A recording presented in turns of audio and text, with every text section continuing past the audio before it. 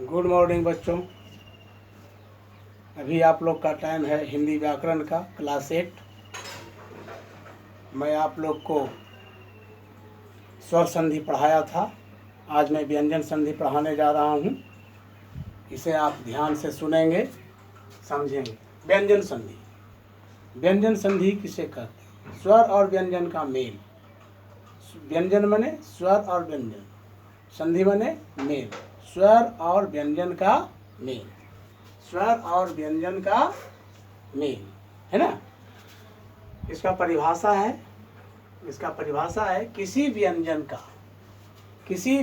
का स्वर अथवा व्यंजन से मेल होने पर जो वर्ण परिवर्तन होता है उसे व्यंजन संधि कहते हैं।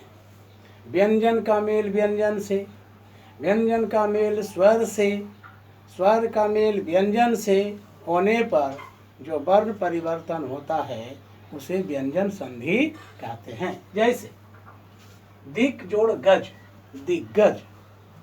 जगत जोड़ इस, जगदीश। अब यहाँ पर क का ग क्यों हुआ, त का द क्यों हुआ, ये मैं आपको आगे बतलाता हूँ। तो व्यंजन संधि के कुछ प्रमुख नियम हैं। अभी आप लोग को प्रश्न मन में उठा होगा कि यहाँ क है तो यहाँ ग कैसे हो गया, आधा ग कैसे हो गया, यहाँ त है तो यहाँ पर द कैसे हो गया। तो इसी प्रश्न का जवाब मैं आपको दे रहा हूँ। जब किसी वर्ग के वर्ग के मतलब क वर्ग, च वर्ग, ट वर्ग, प वर्ग, किसी भी वर्ग के प्रथम व्यंजन के बाद, प्रथम व्यंजन जैसे प, क, च, ट, त, ये सब प्रथम व्यंजन हुए। इन सभी प्रथम व्यंजन के बाद कोई स्वर आता है, कोई स्वर आता है, या किसी भी वर्ग का तीसरा वर्ण आता है, चौथा वर्ण आता है, या य, र, ल, व, ह आ जाता है, तो प्रथम वर्ण अपने से तीसरे वर्ण में हो जाता है। प्रथम जो वर्ण होता है वह अपने वर्ण के तीसरे वर्ण में बदल जाता है। जैसे अभी हमने आपको बताया दिक जोड़ गज, दिग्गज। क का ग हो गया, एक क दिक जोड़ अंबर आया ना, दिक जोड़ अंबर तो दिगंबर, तो क्या हो गया, स्वर आया। क्या लिख रहे हैं यहाँ पर, प्रथम व्यंजन के बाद कोई स्वर हो तो यहाँ पर क्या आया, स्वर अ आया, तो दिक जोड़ अ, तो क का क्या हो जाएगा, ग, तो क का ग, क का ग हो गया तो दिगंबर हो जाएगा।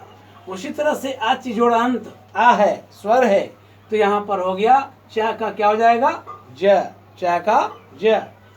अप जोड़ ज, पा के बाद ज है, ये तीसरा वर्ण है, च, छ, ज तीसरा वर्ण है, तो ये क्या हो गया, आधा ब हो गया। यदि यहाँ पर आधा ब रहेगा, पा में हलंत रहेगा, च में हलंत रहेगा, तो जो वर्ण आएगा साथ में बाद में तो ये हो जाएगा हलंत, आधा हो जाएगा। जैसे यहाँ पर आप जोड़ ज है, प है और ज है, तो ज हुआ तो पा में हलंत, तो पा का जो परिवर्तन होगा तीसरा वर्ण में, ब में, तो वह आधा होगा अब्ज। उसी तरह से सट जोड़ दर्शन, यहाँ ट का ड हो गया है, ट का ड हो गया है, क्या हो गया है, ट का ड हो गया है, क्या हो गया है, सट जोड़ दर्शन, सट दर्शन, ट का ड। तत् जोड़ अनुसार, तद अनुसार, त का द हो गया है। यहाँ पर त का, त के बाद क्या है, अ है, इसलिए तद अनुसार द हो गया, त का द हो गया। इसी तरह से य, र, ल, व, ह में भी होगा। यदि किसी, दूसरा नियम है, यदि किसी वर्ग के पहले व्यंजन के बाद पांचवा व्यंजन हो, यदि किसी वर्ग के पहले व्यंजन के बाद पांचवा व्यंजन हो, तो उस पहले व्यंजन का के स्थान पर उसी वर्ग का पांचवा वर्ण हो जाता है, उसी वर्ग का पांचवा वर्ण हो जाएगा। यदि किसी वर्ग के पहले व्यंजन के बाद क के बाद यदि म आता है तो उस क वर्ग का पांचवा वर्ण अंग हो जाएगा। जैसे बाक जोड़ में, यहाँ पर क्या लिखा है, बाक जोड़ में पहले वर्ण में क्या है, क है, और बाद में क्या है, म है, पंचम वर्ण है, प फ ब भ म का पंचम वर्ण है, और क ख ग घ अंगा का क प्रथम वर्ण है।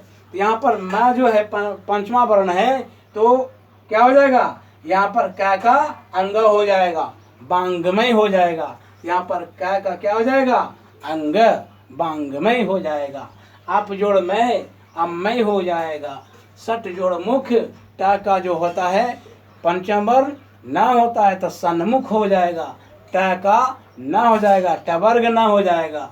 जगत जोड़ नाथ, जगन्नाथ, ता के जगह पर ना हो गया है तो जगत जोड़ नाथ हो जाएगा। तो इस तरह से मेरे बच्चे ये आपका क्या हो गया, पहले वर्ण का पांचवा वर्ण में बदलने का नियम, और यहाँ पर हो गया पहले वर्ण का तीसरे वर्ण में परिवर्तन, है ना। ये दो नियम हमने पढ़ा। अब है मेरे बच्चे, अब है यहाँ पर एक बात और है, यहाँ पर है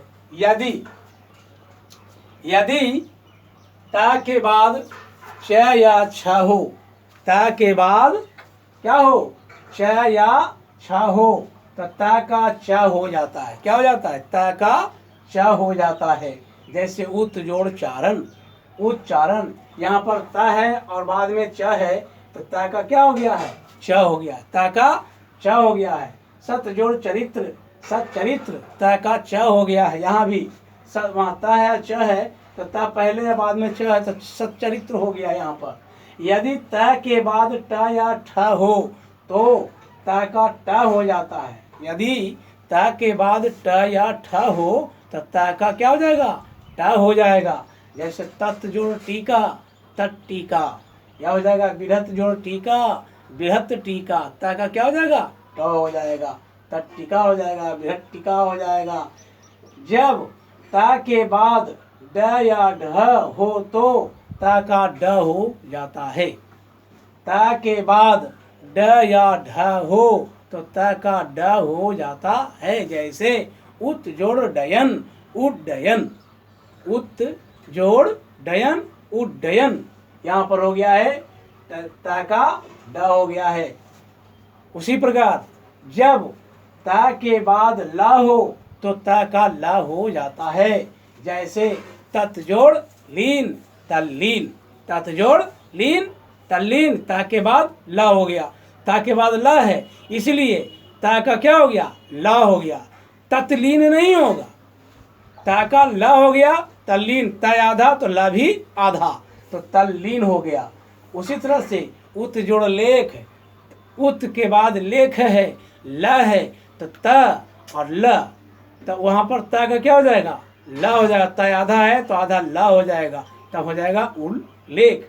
बच्चे मैं आपको व्यंजन संधि के जो 3 नियम थे हमने आपको बताया, बाकी और नियम मैं अगले बार बताऊंगा। इसे आपको पढ़ना है, लिखना है, याद करना है और फेर करना है। इन सारे प्रश्नों का, इन सारे को आपको क्या करना है, याद करना है, प्रश्न याद करना है, लिखना है और फेयर करना है।